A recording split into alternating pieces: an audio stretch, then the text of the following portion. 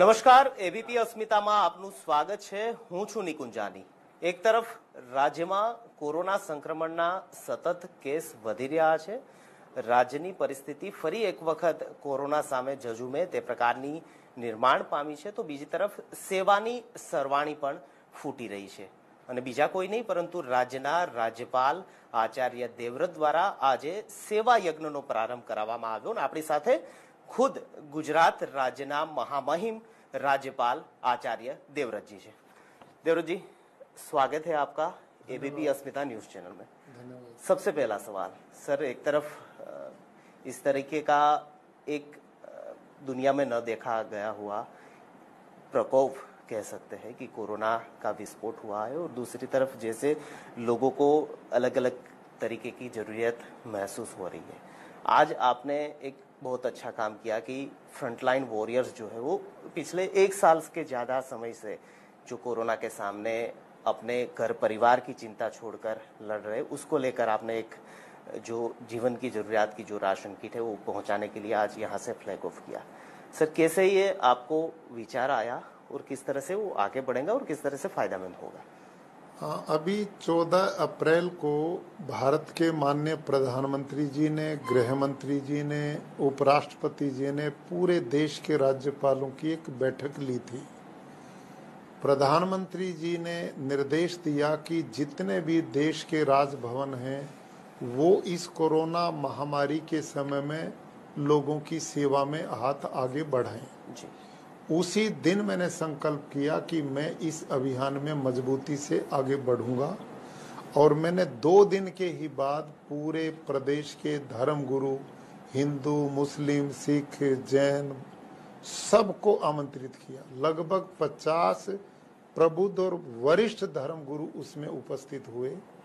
आपको जानकर प्रसन्नता होगी, आदरणीय पूज्य मुरारी बापू जी ने 1 करोड़ रुपए का सहयोग उसी दिन प्रदेश के सेवा में दिया।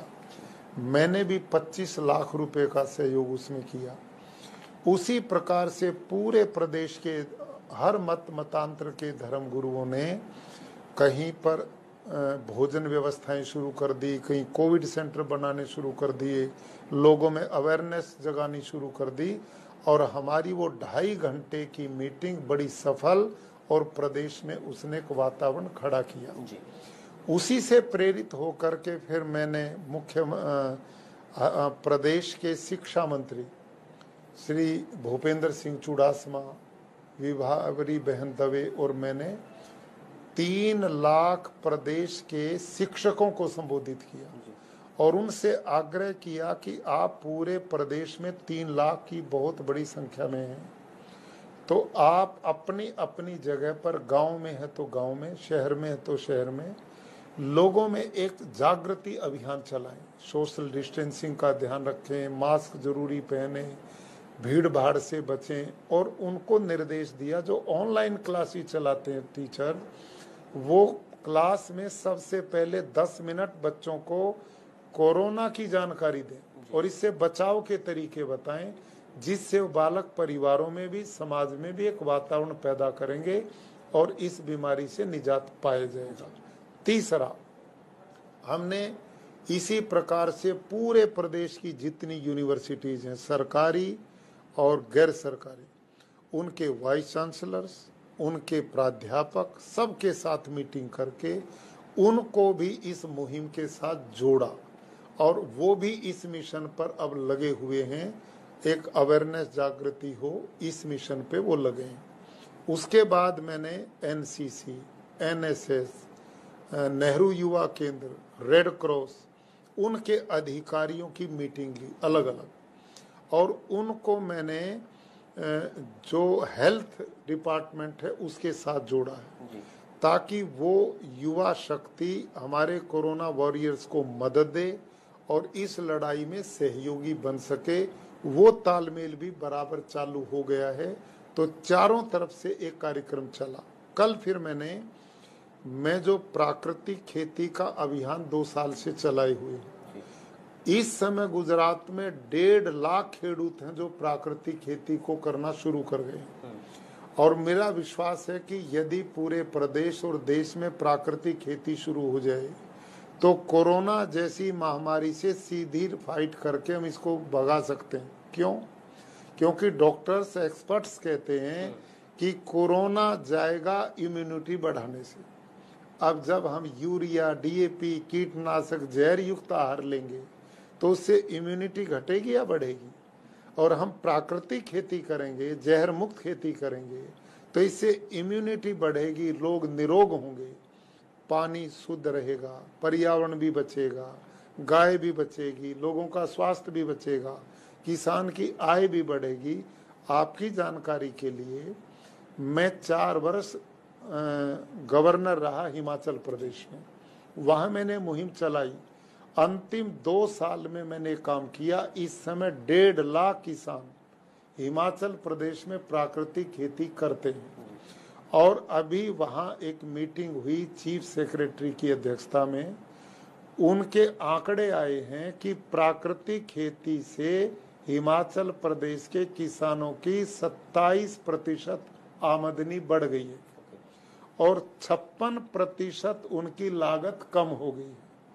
यानी कि प्रधानमंत्री जी का जो संकल्प है कि 2022 तक भारत के किसान की आय दोगुना हम करेंगे, ये वो तरीका है जिससे आय डबल हो सकती और हो रही है। और इस आहार को लोग खाएंगे तो वो कोरोना से लड़ाई लड़ सकेंगे, स्वस्थ रहेंगे, निरोग रहेंगे, हमारी हेल्थ डिपार्टमेंट पे दबाव कम पड़ेगा। सर, जिस तरह से कोरोना का प्रकोप पूरी दुनिया में है, आपको लगता है कि हम प्रकृति को सही तरीके से संभाल नहीं पाए? प्रकृति का इतना दोहन किया कि अब नौबत ये आई है कि ऑक्सीजन जो नेचुरल वे में हमें मिलता था, अब लोगों को ऑक्सीजन के लिए निश्चित रूप से आपने जो प्रश्न किया, हमारे से सारी दुनिया ने गलती की है। जब जब व्यक्ति प्रकृति से छेड़छाड़ करेगा तो प्रकृति माफ नहीं करती और उसी का परिणाम है इस प्रकार के रोगों का आगमन। आज यदि हम प्रकृति का संरक्षण करते हैं तो इन रोगों से मुक्ति प्राप्त की जा सकती है। आज जो ये कोरोना की लड़ाई है, इसको मुख्य रूप से जो हमने शुरू किया उसमें बहुत बड़ा योगदान युवा अनस्टॉपेबल संस्था का है, जिसके अध्यक्ष युवा अमिताभ शाह जी हैं, उनकी धर्मपत्नी रश्मि शाह। ये दोनों ऐसे पति पत्नी युवा हैं कि जो गरीब बच्चों की एजुकेशन का प्रबंध करते हैं, कई समाज सेवा के काम पे पूरा जीवन लगाए हुए हैं।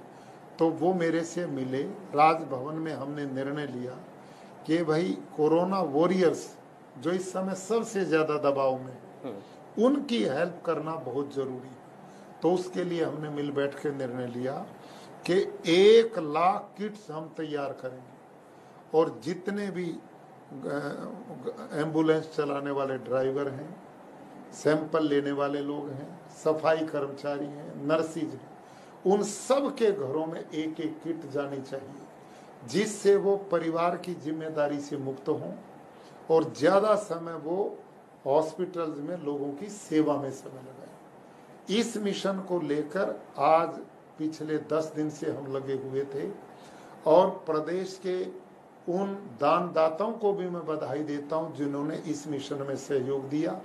आज हमने विधिवत और राजभवन में बुलाए भी, उनको सम्मानित भी किया। माननीय मुख्यमंत्री जी भी आए और जयंती रवि जी जो हमारी हेल्थ सेक्रेटरी वो आई। आज हमने 11,000 किट्स का एक काफला राजकोट, पोरबंदर, जामनगर, भुज भेजा है और ये हर 10वें दिन इस प्रकार का अभियान हमारा 1 लाख किट तक चलता रहेगा। हम कोरोना वॉरियर्स का हिम्मत बढ़ाना चाहते हैं, उनको ये विश्वास रहे कि जिन लोगों की हम जान हथेली में डाल करके रात दिन सेवा करते हैं, लोग भी हमारे बारे में कुछ सोचते हैं, वो भी हमारा ध्यान करते हैं।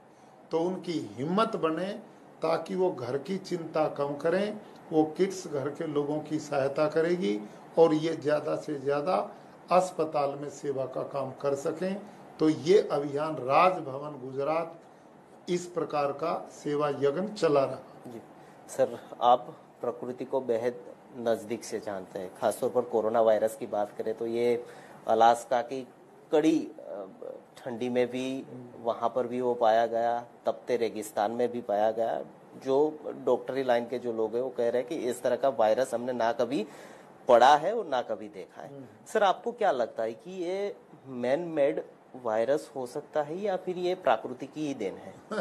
इसकी मैं विशेषज्ञ नहीं हूँ, इसकी मेरे को जानकारी नहीं है, लेकिन इतना जरूर है कि यदि हम सब लोग जिस प्रकार से पिछले वर्ष माननीय प्रधानमंत्री जी के निर्देशों को भारत की जनता ने माना, नियमों का पालन किया, यदि उसी प्रकार से टीम की भावना के साथ पूरी देश की जनता अपनी जिम्मेदारी को समझेगी, अभी कोरोना के निराकरण के लिए टीकाकरण का अभियान भी चलाया जाने वाला है 18 साल से ऊपर। मैं उन युवाओं से भी निवेदन करूंगा, देश की जनता से निवेदन करूंगा कि टीकाकरण में सहयोग करें ताकि इस चेन को तोड़ सकें। जी सर, पिछले जो पहली वेव थी उसमें सिर्फ जो शहर या महानगर है वही प्रभावित हुए थे, पर दूसरी वेव में ये देखा गया कि हमारे जो ग्रामीण विस्तार है उसको भी उन्होंने बुरी तरह से प्रभावित किया है। आप क्या मान रहे हैं कि पहली लहर को हमने कम आंका, जो हॉस्पिटल या फिर हेल्थ की जो भी सिस्टम मुआयने किए जा सकती थी ग्रामीण विस्तारों में, वो खड़ी नहीं हो पाई, जिसकी वजह से दूसरी लहर में ग्रामीण विस्तार, और आप जैसे कह रहे कि भाई खेती के साथ एक श्रमजीवी वर्ग ग्रामीण विस्तार में रहता है, तो वहां पर शहर के हिसाब से इतने ज्यादा वो तंदुरुस्त रहता है, पर वहां पर भी ये पूरी तरह से कोरोना प्रभावित हो चुका है। देखिए, पिछले वर्ष हमने बहुत विधि पद्धति से माननीय प्रधानमंत्री जी ने पूरा सिस्टम से लोगों को जागृत कर दिया। टीका एक ही साल में 2-2 वैक्सीन इस देश को दे दी। यहां किट्स नहीं बनती थी, उनको हम विदेशों में निर्यात करने लगे। यहां कहीं लैब नहीं थी जांच करने की, उनका हर पूरे देश में जाल बिछा दिया। तो उस समय हमने कोरोना पर विजय प्राप्त जैसे पा ली थी। फरवरी मार्च में क्या नॉर्मल स्थिति हो गई थी, ये सारा गड़बड़ हुई। हम लोगों ने कोरोना के नियमों को बहुत हल्के में ले लिया और सब लोग स्वतंत्रता से जीवन जीने लगे। न सोशल डिस्टेंसिंग का ध्यान किया, न मास्क का ध्यान किया। वही विवाह शादी होने लगे, बड़े बड़े आयोजन होने लगे। भीड़ भाड़ में जा करके कोरोना व्यक्ति से व्यक्ति में फैलता है, और अब की बार जो इसका स्ट्रेन था वो डबल आया है, आक्रामक था, जिसकी जानकारी किसी को भी नहीं थी। अब ये एक परिवार में होता तो पूरा परिवार संक्रमित हो जाता है। तो अब भी यदि हम पहले की तरह नियमों का पालन करेंगे तो निश्चित रूप से हम इस पर विजय प्राप्त करेंगे। जिस प्रकार से माननीय प्रधानमंत्री जी के नेतृत्व में केंद्र सरकार और राज्य सरकारें रात दिन प्रयास कर रही हैं, हम बहुत जल्दी इस पे विजय प्राप्त कर पाएंगे, ऐसा मेरा विश्वास है। सर, आमतौर पर जिस तरह की हाल की परिस्थितियां हैं, आपको लगता है कि जिस तरह से कोरोना आगे चल रहा है, लॉकडाउन एक विकल्प हो सकता है या फिर और भी कोई विकल्प हम सोच सकते हैं? ये सब चीजें माननीय मुख्यमंत्री जी, प्रदेश सरकारें अपना हिसाब देख रही हैं और लोगों की रात दिन सेवा में प्रयासरत। लाइव चल रहा है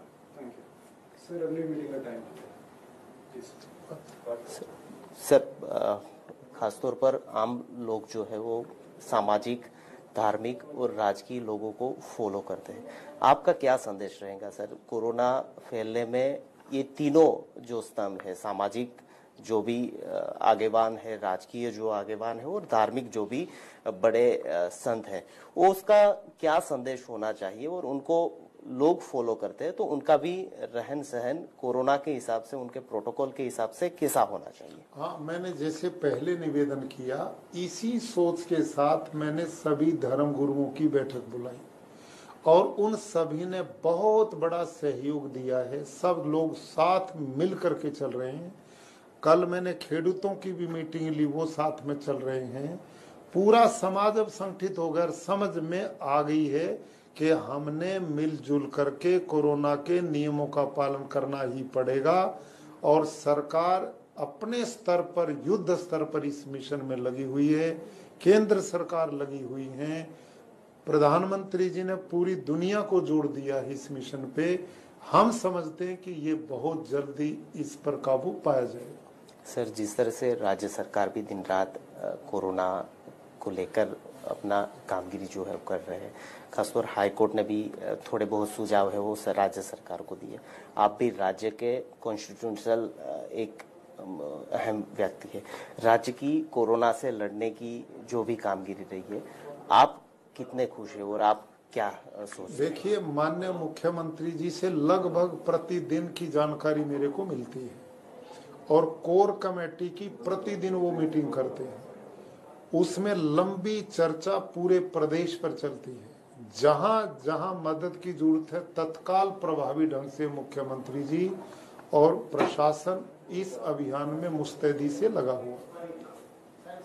सर, आखिरी क्वेश्चन, देश में और राज्य में स्वास्थ्य ढांचा किस तरीके का होना चाहिए? आपकी परिकल्पना और आप क्या सोच रहे हैं कि अभी का जो स्वास्थ्य ढांचा राज्य में और देश में है, आगे किस तरह से तब्दील होना चाहिए और बेहतर होना चाहिए? देखिए, अब तक पूरे देश में कोरोना से पहले कोई दिक्कत ही नहीं थी। पूरे भारतवर्ष में स्मूथली सब कुछ नॉर्मल था। लेकिन एक महामारी अनायास आई है, महामारी जिसका नाम है, जिसका कोई अप्रत्याशित है, जानकारी नहीं थी। अब हमारा इंफ्रास्ट्रक्चर इतनी मजबूती से बन रहा है कि मैं समझता हूं कि अब आने वाले समय पर ये काफी मजबूत बनेगा और आने वाली परिस्थितियों से हम लड़ाई लड़ सकते हैं। बहुत बहुत धन्यवाद राज्यपाल श्री, आप एबीपी अस्मिता के साथ जुड़े। आप भी स्वस्थ रहिए, देश की जनता भी स्वस्थ रहे और देश पूरा स्वस्थ रहे, पूरा विश्व स्वस्थ रहे, यही कामना। Thank you so much. Thank you, नमस्कार।